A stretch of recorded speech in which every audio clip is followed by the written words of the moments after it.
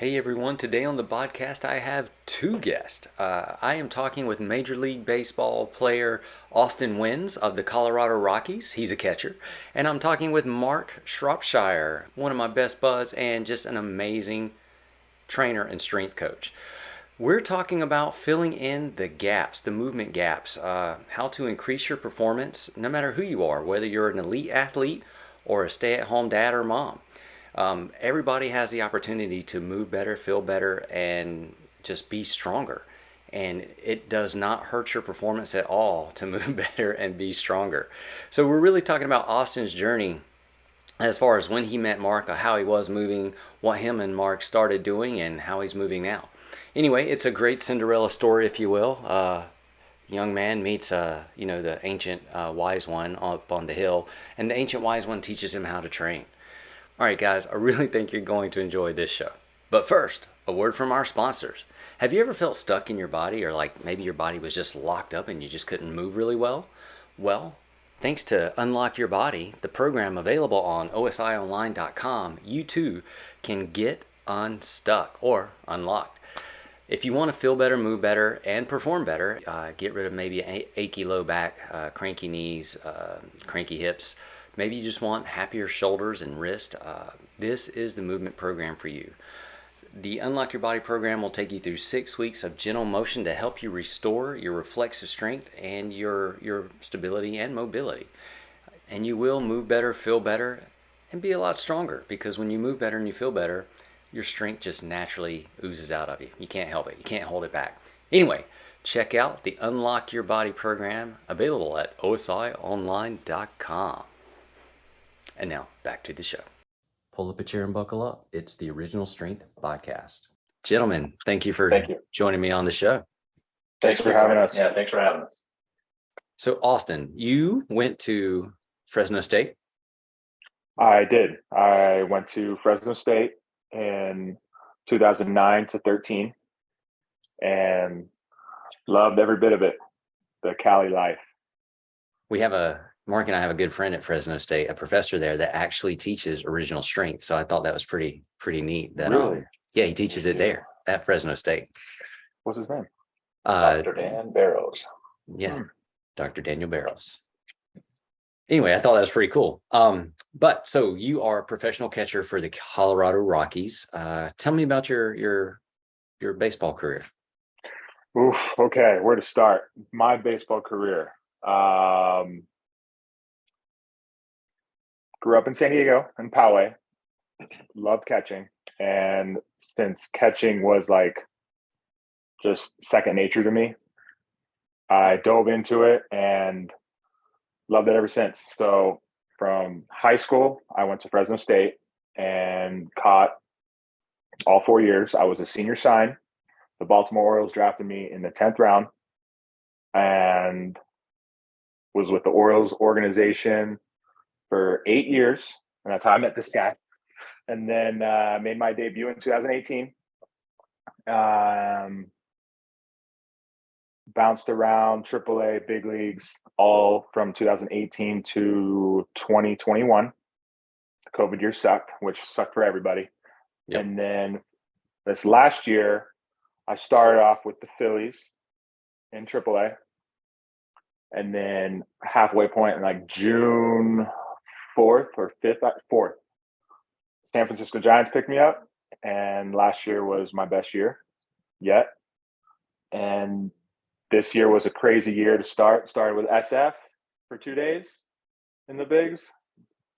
Then I went to the Dodgers for 2 weeks. And then from there, now I'm with the Rockies, and I'm here for, as of now, for a week. But you know what? The journey of the baseball life is crazy. There's so many like factors, and very truly blessed in this game and just happy to be here. Awesome. So I guess that answers my next question. I was going to ask, like, is it work or is it just pure joy for being in the majors? It's a combination of both, to be honest with you, because I love this game. I loved it since I was 7 years old and just fell in love with baseball.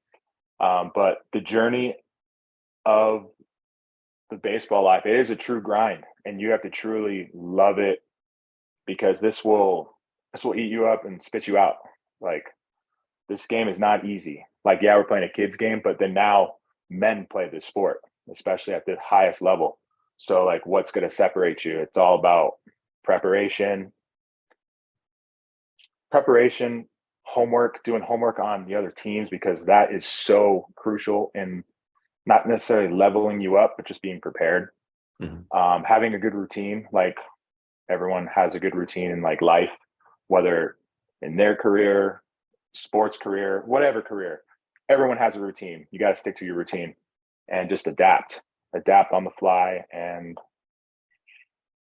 do what you can. To my mentality was like, win the day, win the day. That's like my mentality on like life. So it's just like maximizing yourself and just being the best you can every day. So you're playing a game with some of the, well, I mean, I guess all of you are, like, you're pretty much the top athletes in the world in baseball, right? How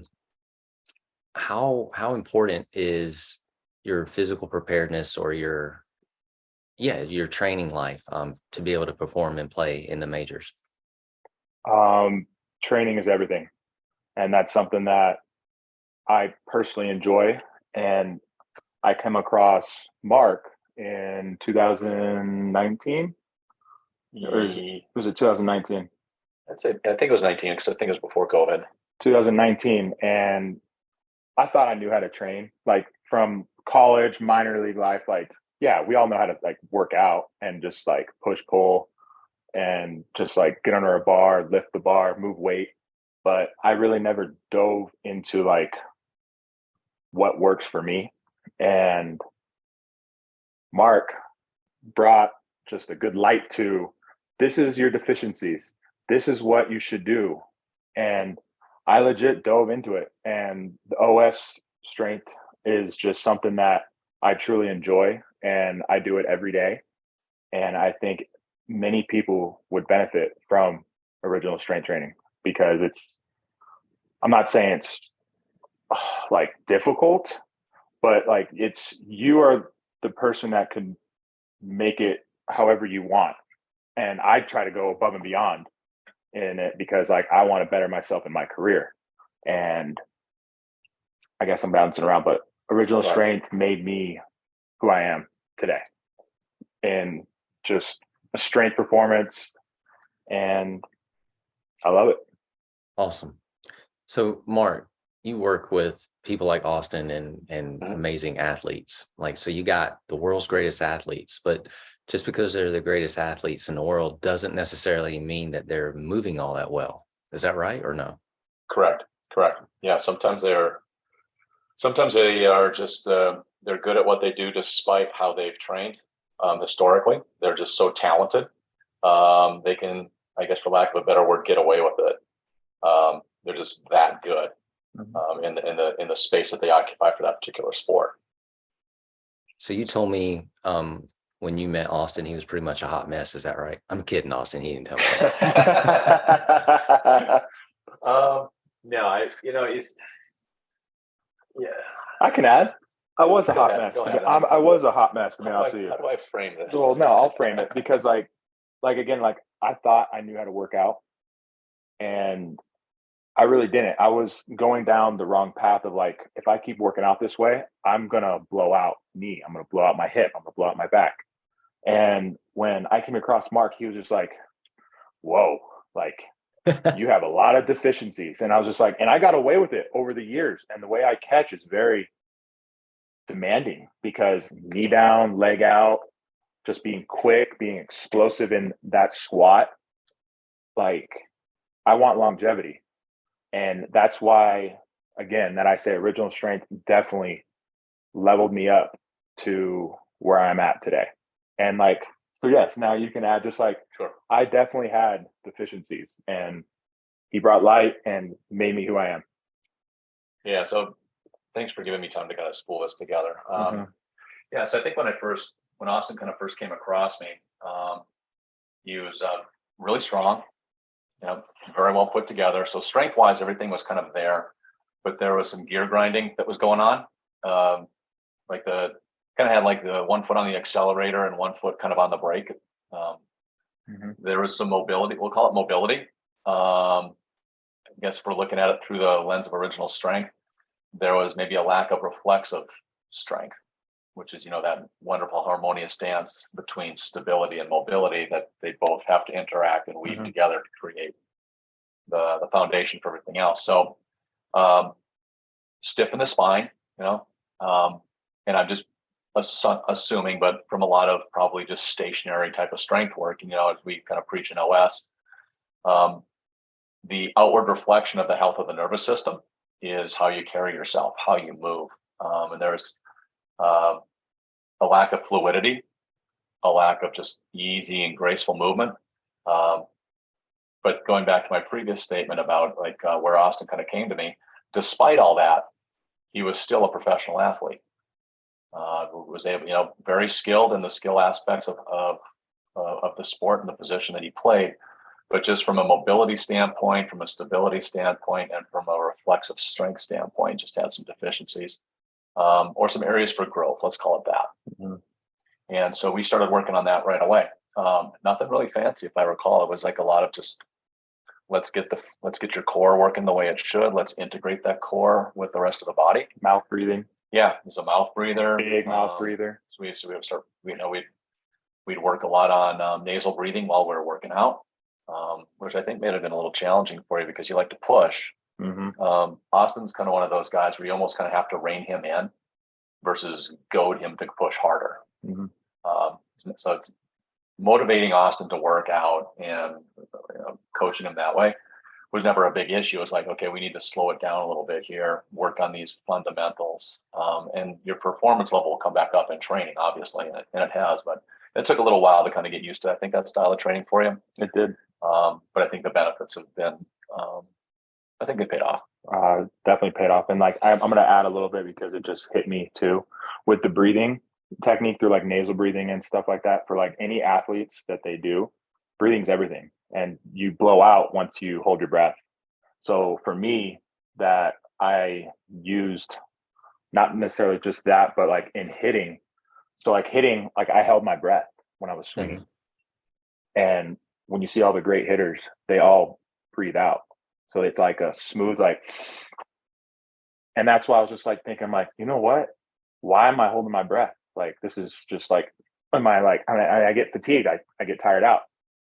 And that goes for throwing, hitting, running, breathing is everything. And I'm not saying I'm perfect at breathing because that's something that I still want to get better in, but I have an understanding of it thanks to Mark. And I think that it is crucial for athletes to learn how to breathe.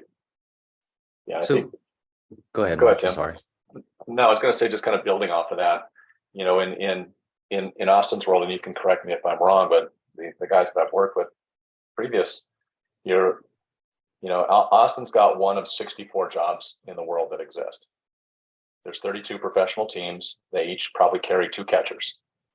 And there's 8 billion people in the world. Let's say it's a 50-50 split. So there's 4 billion men and or 4 billion women that if they're good enough and skilled enough that can occupy one of those positions. And there's competition for those jobs, right? And so little things like breath work, like doing your homework, like just doing the basic resets day in and day out is a process of creating small little edges over your competition.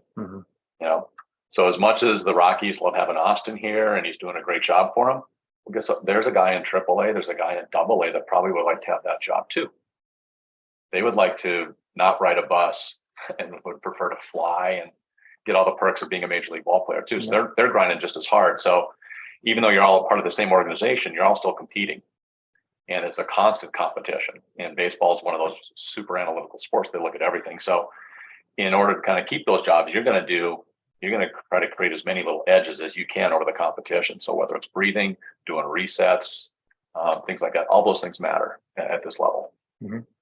And Austin, don't worry, I don't allow other catchers to listen to this program, so your secret's going to be safe.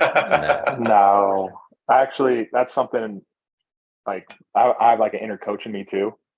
So it's like, like I will share my knowledge with catchers. That's what I do. Like, especially with this young staff that we have here with the Rockies on the pitching side, like I want to share my knowledge as much as I can just to better them because I want everyone to be the best that they can be because Major League Baseball is hard. It's hard enough. I'm like, you know what? Like I've been around a little bit.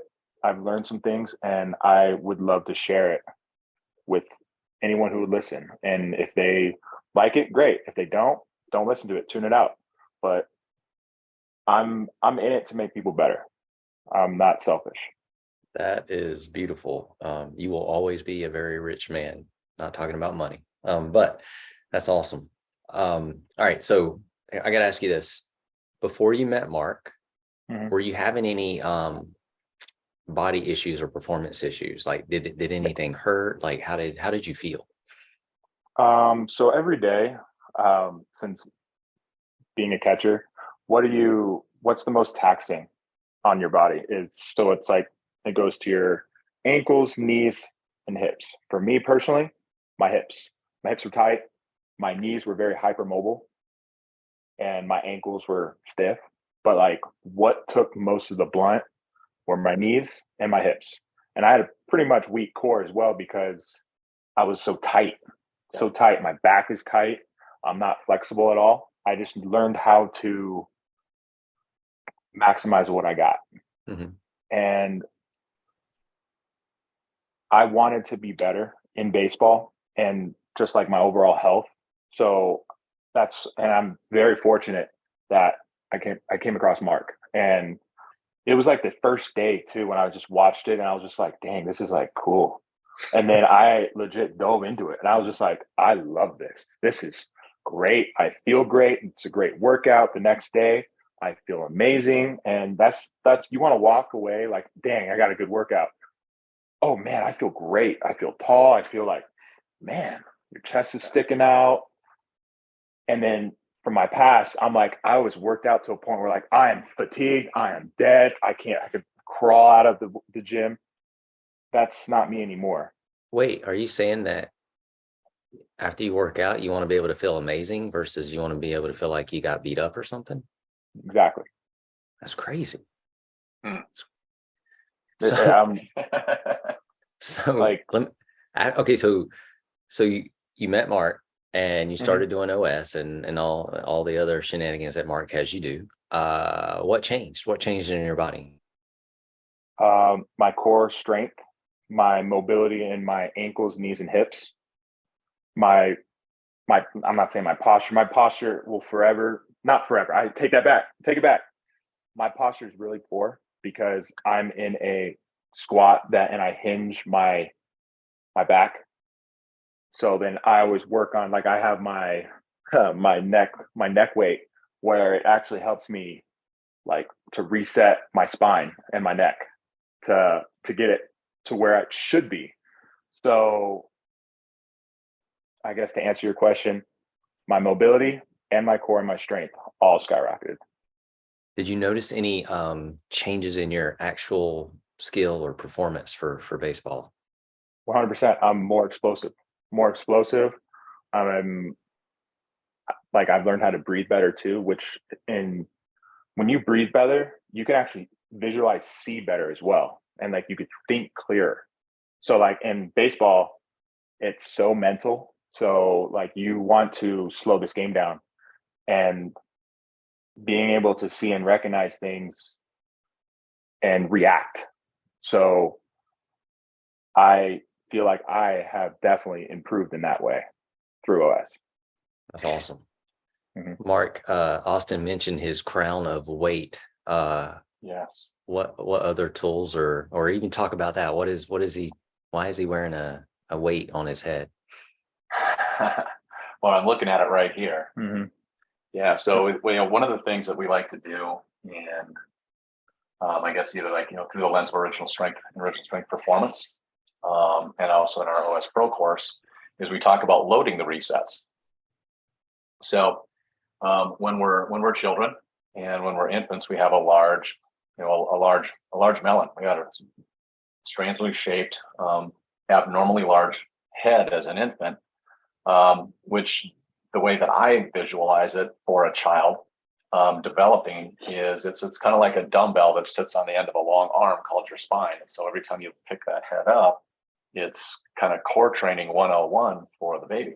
Mm-hmm. And it's that requisite core and we'll just call it core spinal stability, call it as you like. And I'm referencing kind of the front of me here, but it's a three-dimensional aspect. So as you turn the head up and down, you look, if you're, gravity's a constant. If you flipped over on your belly and you're lifting up, it's the backside of your core because you're lifting that big head up against that. That's all your spinal erectors and your posterior chain, if you will. And then if you roll over, you're turning and you're twisting with that load. So that's the obliques and whatnot.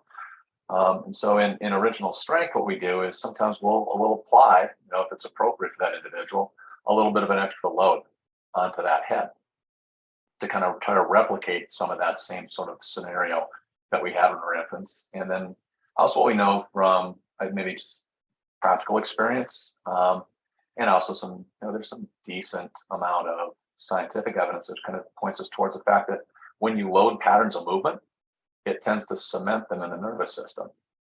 So once we've got that good foundation of just regular movement in an unloaded situation, then we can, in Austin's case, it was appropriate for us to apply that little extra load to really kind of start to cement those patterns of movement, cement that anterior chain with a little load, cement just what it feels like to have to balance that extra weight on top of the head and standing and squatting and mm-hmm. crawling and rolling and all the cool things that we do in OS. Mm-hmm. So it just kind of takes it, and it's almost like an enzymatic reaction. It's a magnifier, if you will, and it just really just dials things in a lot better. So we've done work with a head weight. We've done work with some bands placed around the head. We've certainly in the past done work with chains affixed to the hands and affixed to the legs and crawling patterns and gait patterns and things of that nature. Mm-hmm. Again, just with the end goal is we want to get that body moving the way it's authentically designed to move, and then loading it just cements that in that nervous system even all the more. Mm-hmm. That's pretty cool. Austin, of all the resets that Mark has shown you, what are your favorite ones to do? I love crawling. Oh, I love crawling. So for me, the neck, the weighted neck, mm-hmm. the rolls, getting the chin to each shoulder, getting it to my sternum, rolling with it. It's something that those are like two that I truly love. And yes, I love a lot of other things, but those two really stuck out to me because like crawling, I sucked at crawling. I was just like, oh my gosh, I like fatigued out like right away. And like I was strong back and lats, and it like dominated. Like it's as soon as it took over, and rather than using like my core, and it just taught me how to like utilize my core better and understand my core better. Because the core, it's huge. The core is huge. And like everyone needs to understand your core and like how to use your core. And that goes into breathing as well. So those are, I guess I'm bouncing around again, but those two resets is what I truly love because it makes me feel like, ooh, yeah, like I feel good. So, but yeah, those two. And you don't suck at crawling anymore. I do not suck at crawling. I love crawling. He's a 10-minute crawler. I'm a 10-minute crawler. We hit the 10-minute threshold. So yep. We did it. That is awesome. Mm-hmm. 10 minutes of body weight or 10 minutes with chain or head weight? Because that's crazy.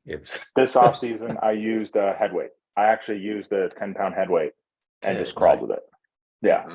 It's definitely next level stuff. It's fun. I definitely enjoy it. And it's something where it's challenging too. Like obviously the first time you do it, it's like, okay, this is challenging in the beginning, but like once you keep on doing it, like it's like second nature. I guess an extra benefit would be it probably makes your helmet and face mask extremely light feeling now. A still head are still eyes, so you can visually see things like clearer. If your head's moving and you're like, oh, that means everything, like the ball's moving. the players are moving. That means the game is speeding up on you too quick. That's why it's like that's training with like a loaded head. It's like I don't know. I just feel like I don't know. You can add a little bit to it. Maybe just a little bit more dialed in. I feel more dialed. I feel like I could just see it better. You've gone Peter Parker, where you're actually slowing down time, or your reactions are so fast, you're taking everything in faster.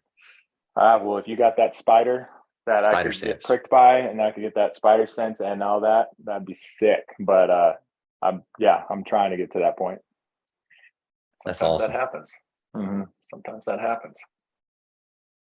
So, Austin, if you were just for anyone in general, whether maybe they want to play baseball or they just want to feel better, what is your number one movement recommendation for them? My number one movement recommendation, well, through OS, like OS training is what I'm going to do for like the rest of my life. But the one movement training that I would prefer people to do is definitely crawling, and then the standing march. The little cross crawl.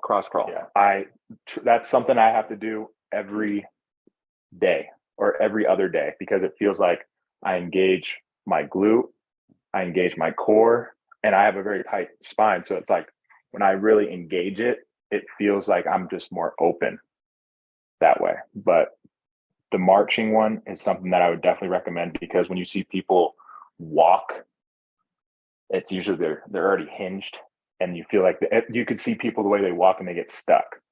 And I think like engaging your glutes, engaging your core to your knees, like I think that is something huge for not necessarily just athletes, just like for people in general.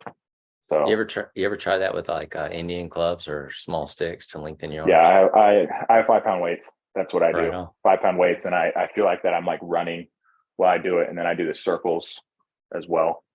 So it's something that I've definitely incorporated in my day to day. How about you, Mark? What would you say for the person that wants to feel better, move better, and get on with their life better? I guess for me, I really like that standing marching cross crawl. That from just a general thing I do on a regular basis. I'm just hanging out. It's almost kind of like I just do it automatically. It's kind of like, some people like to pull out a cigarette and smoke. I like to do a standing cross crawl and do that for the same reasons. I feel just better when I do it. I do it a lot when I'm training in the gym alone by myself. And it's so easy to do. I mean, you just stand in one place and you're just, touching limbs. And you're also balancing with it. And balancing, like you're balancing every day. Like if you're standing, you're balancing. Yeah. So like go to one leg, you're balancing. So like if you balance, like that's something so like easy to do for just like day to day people. Like you don't even need to like load it. Your body is a load as itself. So if like you could balance on just like one leg, and then you can slowly level up from there. Yeah. So I like that. And honestly, for me, the breath work and the head control, the two most simple things that we do in original strength, to me personally, and to a lot of the other people that I've worked with, seem to have the most profound effect. In whatever posture feels comfortable for you, just to do 2, 3, 4 minutes of just diaphragmatic breathing. Put on a song that you can just sort of listen to in the background and just breathe for the length of the song. And just the head control work, loaded or unloaded. I think those are pretty accessible to most people. Fairly, those 3 things most people can probably do at some level. Aside from that, for me, I really just enjoy the rolling. I like to get down on the ground and feel what that's like, and roll as slow as I possibly can. Yeah, just like this. That's basically your spine rolling. Just create that dissociation between my upper and my lower half. Just feels good. And the slower I go, the better. I don't like doing them fast. I like to go as slow and as purposeful as I possibly can. And I just seem to get when I'm slow and intentional with all of the resets. Is when I seem to get the biggest bang for the buck for myself. So when you're lying around on the floor, just practicing your breathing and you're rolling to your music in the background, what are you playing? It's contextual. It's contextual. You're like, that's private. Yeah, come on, dude. I know you, but I don't know if I know you that well. But no, if it's honestly, I'll listen to pretty much anything. I'm one of those guys that back when he was in college, I could listen to metal and study, and listening to metal for me would focus me. This guy. Yeah, I like that type of music. Helps me just puts blinders on the world, and I can be kind of dialed in. Mm-hmm. I'm in my space, and I know it's not for everybody, but I think music's one of those things that's very personal to a lot of people, and has the similar effect. And it doesn't have to be like metal or alt or grunge or whatever. But I just enjoy that. That relaxes me. It focuses me. It just puts me in the right spot. And then also when I train, it can amp me up. So it's contextual for me. I had you pay for air supply kind of guy. I was just curious. I can be air supply might be a boundary that I'm not ready to kind of cross just yet. But I do enjoy my 70s soft rock. I grew up on that. So yeah, that's on my playlist as well. So Austin, I asked this pretty much. I try to ask this for everybody that comes on the show. Do you like peanut butter? Love it. What's your favorite type? Creamy or crunchy? Creamy is what I grew up on. So like you just reminded me of. So I love peanut butter banana, and in the minor leagues, like coming up, my quick snack, because usually there was not many things available to you, I always grab the peanut butter and the banana, and I basically spoon. That was like my energizer, like meal before a game. That is the only way to eat it. Like I can go through a half a jar of peanut butter on one good banana, like with a spoon. That's amazing. And it's something that I loved. And I actually saw one of my coaches do it my first year in pro ball. And I was just like, I'm going to do that every day. It's brilliant, right? It's amazing. It's not, moderation of it though. You don't need to do it every day, but yes, that's like a quick, you need something quick, do it. Quick snack, do it. I'm pro every day, sometimes twice a day. Yeah. So what brand do you like the best? Oh man. Well, do I need to go to a different room? Because are you going to say something offensive to me nutritionally? Probably. Okay. So from the beginning I had Skippy, and then now I went I had Kirkland, the Kirkland brand. Oh yeah. I actually enjoy the Kirkland brand, and just Valencia peanuts. Yep. But Kirkland. So yeah, what about you, Mark? Like, what do you like peanut butter? In fact, I do enjoy some peanut butter. There you go. I'm probably a Justin's nut butter kind of guy. I enjoy all the wonderful confections that Justin has put together for us. A banana. Well, I do enjoy the banana. Mm-hmm. Let me rephrase that. Well, I do enjoy bananas and peanut butter put together. I'm probably more apt to take some peanut butter and get some honey, and then kind of stir that up together and just sit and eat that. You're cheating. You added honey. He didn't say I couldn't add honey. I guess you're right. You guys added bananas. All of a sudden that was okay, and now I throw honey in there. Now it's a thing. Yep. That's what you're trying. So yeah, I like bananas, but I prefer a little bit of honey with my peanut butter. Prefer a little bit of honey. You heard that here from Mark Shropshire first. That's gonna be a t-shirt. I prefer a little bit of honey. A little bit. So last question, just because you brought it up, for your bananas, do you like, because I'm very particular on my bananas. I only like the greenish bananas. What about you? Are you yellow, brown, green? What kind of banana you eat with your peanut butter there? It has to be yellow, but why do you like green? You have to elaborate. You got to open this up a little bit. I don't like the sweet. I don't like my bananas sweet. I like them more on the tart side, and the texture is so different. Like the texture is more firm. It's still kind of creamy, but more firm. But it's not terribly mushy. I don't like a ripe smelling banana, or how mushy it is. I like a more firm texture. And sweet, the sweetness of peanut butter and the saltiness of peanut butter seems to marry really well with that. Like I won't eat it by itself like that, but with peanut butter, it's just right. I'm a weirdo. Okay. We're all weird in some ways, right? We are. That's right. Everyone's weird, and we love that. But I guess I like yellow. Yellow, maybe not like brown, like maybe one or a couple dots, like brown dots, but like yellow majority of the time. All right. We were kindred spirits until then. How about you, Mark? Me, if I'm gonna have a banana, I like a yellow. Yeah, I figured since you like putting honey in it's your peanut butter. Yeah, dude. I mean, it's like all woody and like. No, I didn't say green as grass. Well, right. that's what I think when I think of green banana. Yeah, no, not like a green plantain. All right, so Austin, if you got a lot of fans now after people hear this, they're going to want to be able to follow you. Where can a person keep track of your career and all the wonderful things that you do? Well, I do have an Instagram. I believe it's Wynns12. I don't even know what it is, but I'm on Instagram, Austin Wynns. You're verified on there, so if you just type in Austin Wynns. Oh, am I? Yeah, he knows. You got a little blue thing next to your face. Okay, so but and you have your catcher gear on, so it comes up to this. To anyone that does want to follow me, like will definitely reach back out to you if you do have any questions on like the baseball side or even OS side, because it's something that I truly love and enjoy, and I just want to share the knowledge to like many people that do care and like want to get better. And because like I want, like in my heart, I want to get people better as well. So appreciate you, man. Awesome.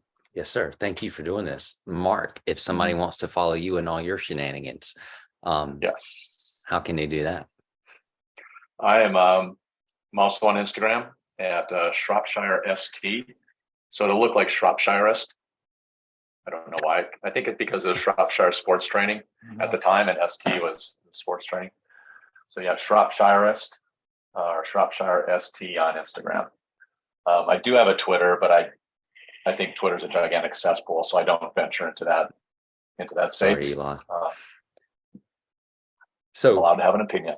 If you're listening, pretty much daily, Mark posts some pretty interesting training videos. He's full of wisdom, and it is fun to watch him train and glisten on Instagram. So definitely look Mark up, look Austin up. Guys, thank you so much for being on the show. This has been a lot of fun. Thank you, Tim. All right, thanks for having us. Thanks for listening, everyone. Now get outside and play.